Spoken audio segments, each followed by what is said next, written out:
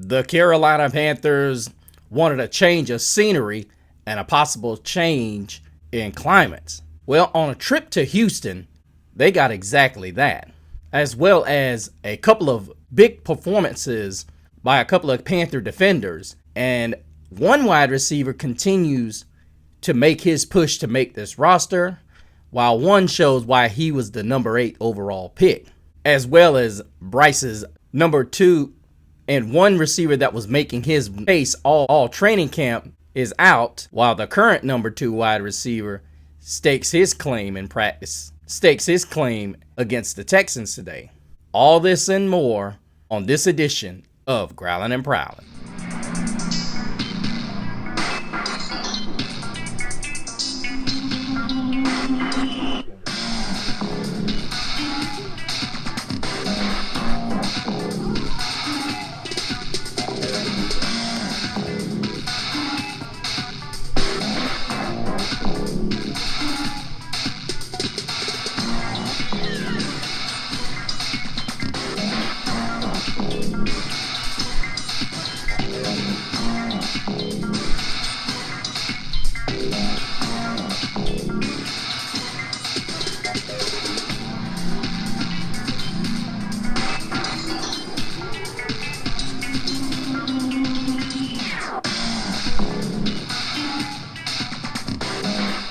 Welcome back, Growlers. Thank you so much for joining us on this edition of Growlin' and Prowlin'.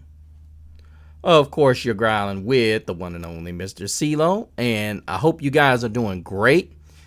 About the end of the week, it's been pretty fun, and I must tell you, it's been a hot week. It seemed like we had a couple of free days away from the heat, and all of a sudden it comes back with a vengeance, doesn't it? But just wanted to give you guys, hope you guys are doing excellent as we get ready to finish out this week, which has been a hot one. As the boys in black and blue found out today in the hostile heat that is Houston, Texas. Any of you guys that have lived out that way totally understand that. I've never lived out there, but I've been out there. But I'm just going to tell you guys, it was tough sledding for a lot of these guys. But let's start with a couple of notes from today. As we saw, Coker missed practice today, didn't even travel with the team. With an illness, Trevin Wallace, he didn't leave the hotel, Trevin Wallace didn't travel with the team to Houston. Xavier Legette had an awesome poster touchdown reception today, as well as Stingley for the corner. Bryce Young had an up and down kind of day. Derek Stingley picks him off in the red zone drill. Bryce Young hits Ted McMillan on a crosser where he beats Derek Stingley. And he takes it to the end zone, 80 yards to pay dirt. And Nick Scorton, probably the one thing we did not want to hear, was carted off the field with heat-like symptoms. They got him into the end zone, started working on him, as well as getting him fluids and cooling him off in that cooling tent. So hopefully he's going to be okay. His status, however, is in question for the Saturday preseason game. Lathan Ransom with a big tackle and run defense. Linebacker Chris Barnes picks off Davis Mills. Mike Jackson picks off C.J. Stroud in the end zone. Austin Corbett had a good practice today. Nick Scott makes an awesome play in the end zone, tipping the ball up in the air and diving for the interception. And Mitchell Evans has arguably his best reception of the summer. And he's somehow able to stay in stride.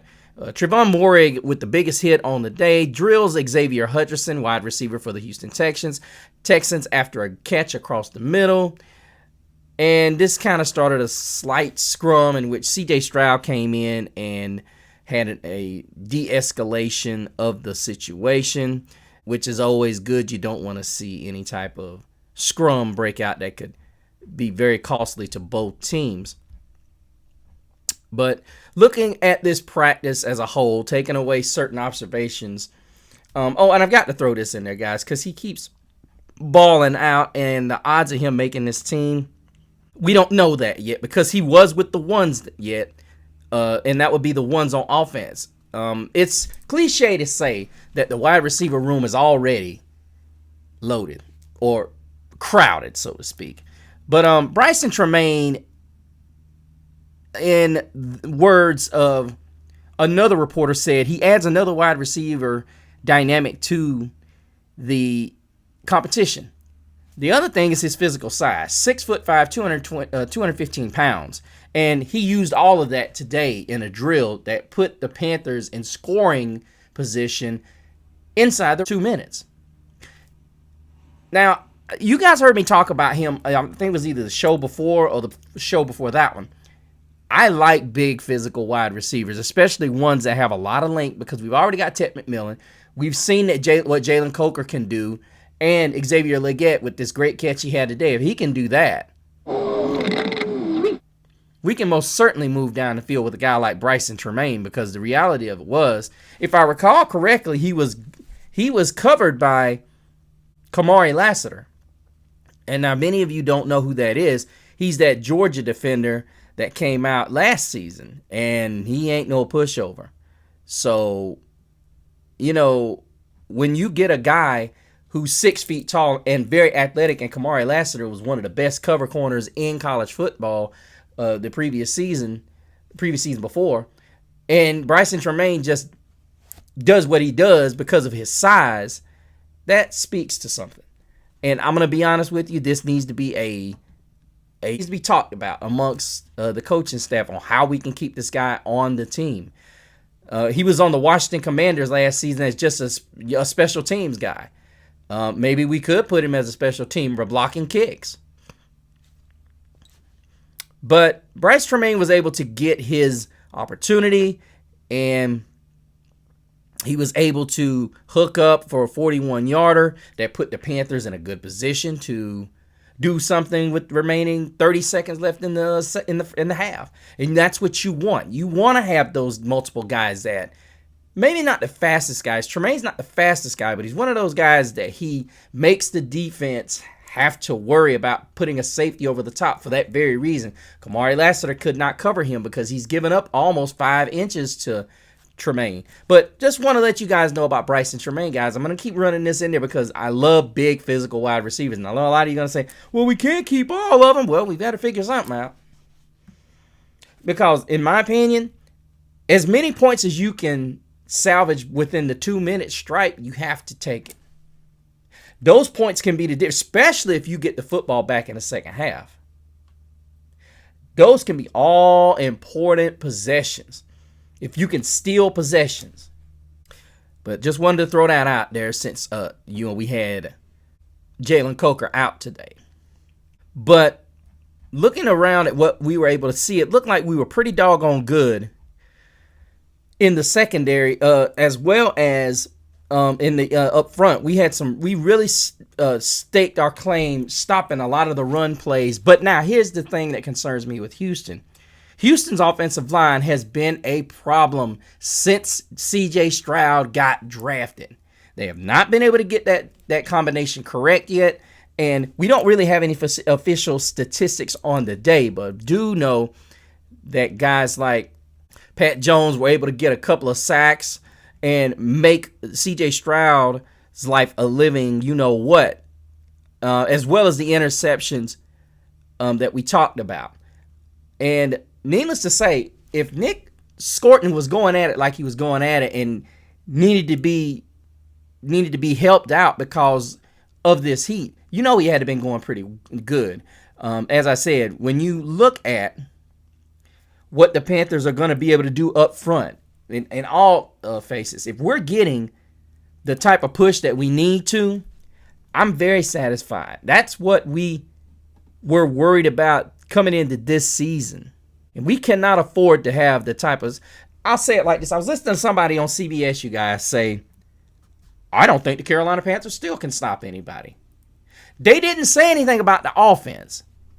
See, the real reason why so many people including myself at times, were skeptical about the drafting of Ted McMillan wasn't because of Ted's skill set. It was basically because we weren't sure what we were going to get, if we were going to be able to stop the talent of the teams that we had. You look at Tampa Bay, they've got a great running back. You look at Atlanta, they've got a great running back. You look at New Orleans, they got a Pro Bowl running back. You have to be able to make these teams one-dimensional. And if you get guys like Bobby Brown, who is in there, you get guys that are consistently out there just breaking up the middle of the offensive line, not allowing these guys to get settled and make plays, or even keeping guys turned up the field so they won't be able to make plays. The reality of it is, if you can make teams like New Orleans one-dimensional, I'm not sure, maybe even Tampa Bay, if you can make, and I'm going to be honest with you, I don't know the statistics on this, but a lot of Baker Mayfield's successful throws last year came off of play action. And if you can chalk that down, or really bring those numbers down where you're stopping the run and they don't have an option to run play action, because it's not going to work, because at the end of the day, if you're using 8 and 9 guys to stop the run, of course teams are going to use more play action pass, knowing that you're going to be biting down hard on that run. But I made a clerical error last night, guys, because I looked at the depth chart. It changed today. Whereas we have A'Shawn Robinson on one side, we got Derek Brown on this side, and Bobby Brown's back at the nose, and Tershawn Wharton is backing up A'Shawn Robinson. This was one of the things I did want to see. And I saw it, and guys, you go back and watch one of my shows about the D. I was hoping they would stick A'Shawn Robinson in on the other side of Bobby Brown. I was absolutely, listen, guys, look at this. Look. I want y'all to look at this. A'Shawn Robinson, 320. Watch this. Bobby Brown, 332. Watch this. Derek Brown, 320. You got almost a half a ton of beef just on your 3 spots here. And I remember when I was thinking, why is Tershawn Wharton in the nose? But then when I saw this, and I was like, oh, yeah. This is where guys, I'm going to take this lineup right here, mark it down. This is going to be the most stout defensive front, arguably, in the National Football League. This is why I say Dan Morgan has the vision and he saw it. This is why A'Shawn Robinson was brought back. I don't care what any of the guys that you watch on any platform, they said A'Shawn Robinson wasn't this. Look, let me tell you, this was why this was a smart move. I done said this numerous times. The guy had 5.5 sacks last season and 43 solo tackles on a defense relatively pathetic up front. This was the only dude they had to block, y'all. Shy Tuttle wasn't a threat. And see, this is where many of you are going to owe this guy an apology when this season starts. Because when you sit and you look at what these 3 guys on the front line bring to the party, and upon hearing guys like DJ Wanham and Patrick Jones are doing such a real good job at setting the edges, and then we look at what Nick Scorton and Prince Umanyan is going to bring to the party when it's 3rd and longs. See, now you get in a situation where, yes, you're going to be able to say, all right, A'Shawn, 3rd downs, bring me Tershawn. And then what eventually happens is you go back on, we're all not going to speculate on what we're going to do, but when I saw that this depth chart changed, I was ecstatic. Because I called for this. I said this is what it needed to be. And it finally made it what it was. And Tershawn Wharton is going to be the pass rushing specialist, what he's designed to be. Now, I'm not saying he can't be a first or a second down guy in rotation, but he's not going to be an every down defensive tackle. And I think that's the way it needs to be, because this guy is a better pass rusher than he is anything else. At least you can rotate A'Shawn Robinson to the inside or rotate Derek Brown to the inside on 3rd and longs or so on and so forth. But it wouldn't surprise me if they went to a situation where they pushed Nick Scorton to the inside and brought in Patrick Jones and or Patrick Jones or DJ Wanham and Princely Emmanuel on third down and did something kind of like what the Giants do or going to do this season. But all in all, it looked as though the defense had a lot of good moments, interceptions by Mike Jackson, knockdowns, and a big hit by Trayvon Moehrig. Lathan Ransom had a couple of big licks, as well as Nick Scott getting his hand on a couple of C.J. Stroud and Davis Mills passes. Offensively, as I said before, it was up and down for Bryce. Bryce had a couple of great throws to Ted McMillan. I think we really didn't say too much about Andy Dalton. Of course, Bryson Tremaine has been very much bragged on. I mean, you look all the way through this depth chart at the wide receiver position, you go 8 receivers. And I know a lot of people are going to say, well, we ain't going to keep no 8 receivers. I'm going to say it like this. As much as people want us to talk about Trevor Etienne, I would strictly attempt to keep him out there for special teams. And I'm going to be honest with you. Trevor Etienne's a guy that doesn't shake me. You know, everybody talks about Georgia running backs. The reality of it is Georgia hasn't done very well in the running game over the last 3 seasons. I didn't write it. Look at the statistics. If you don't believe me, I will give you the statistics on Gridiron Gab Triple Option, my college channel. Make sure you check that out if you love college. But overall, when we look at this practice, I was happy that Legette was finally starting to get Bryce Young's attention. He's made some great grabs today.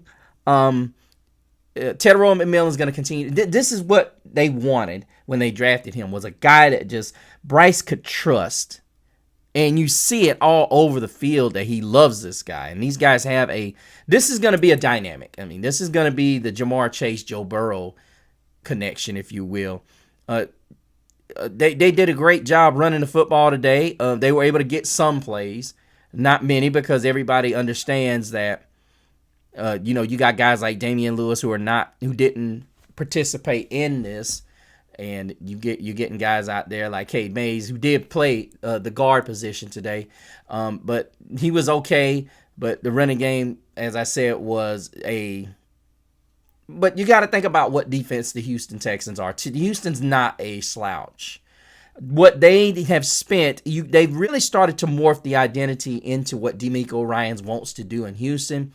And so one of the things he does not allow a lot of is deep passes as well as runs.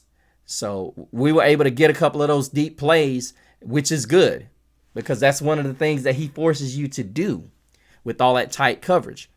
But all in all, I was absolutely impressed. When we go back and we start looking at some of the things we were able to, do, like I said, we came out of the practice pretty healthy. Other than that Nick Scorton situation with the heat exhaustion, we came out of practice pretty good. But yeah, Canellis made a comment about the weather, saying that we have been spoiled. It's been unseasonably cool, and he felt like his guys were kind of spoiled, but he felt confident about their conditioning level. And he says, I think we're dosing the guys the right way, pushing them a little bit beyond their limits every day, and trying to increase their workload. This was a crescendo of the hard work. Yeah, I think Canellis is doing a great job in, not trying to overwork them. He's trying to do different things. He's trying to get these guys motivated, because we know that, this is more than likely going to be the swan song for the starters before week 1. And yeah, this is where it's going to be. As I said, Trevin Wallace was not on the field during practice today. He didn't travel with the team for personal matters.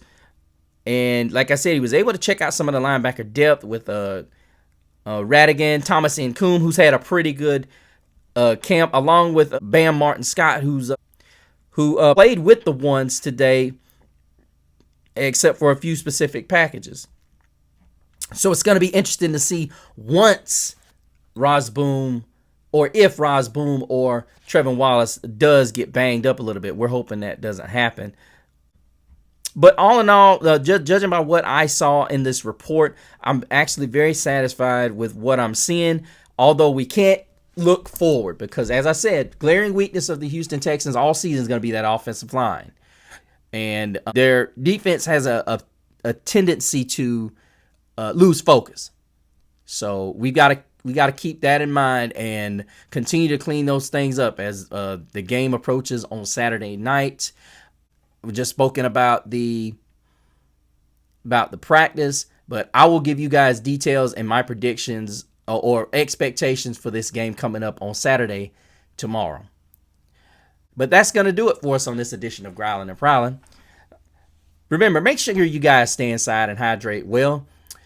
Make sure if you guys are first-time watchers to subscribe, like, and hit the bell notification. I keep forgetting to tell you guys that. Make sure you hit the bell notification. It doesn't do good enough to subscribe to the show. If you don't hit the bell notification, you won't be able to get my shows notifications when my shows come out. And judging by the small views, that you guys are not seeing it. So either way, make sure you guys go over to Facebook and join the group, as well as liking and adding us as a friend. Make sure if you want to hook up with me, make sure you go to my Instagram at Mr. CeeLo so you can catch up with all the on and off season shenanigans that I will be involved in. But until the next time, keep prowling the airwaves and keep growling out. Keep pounding.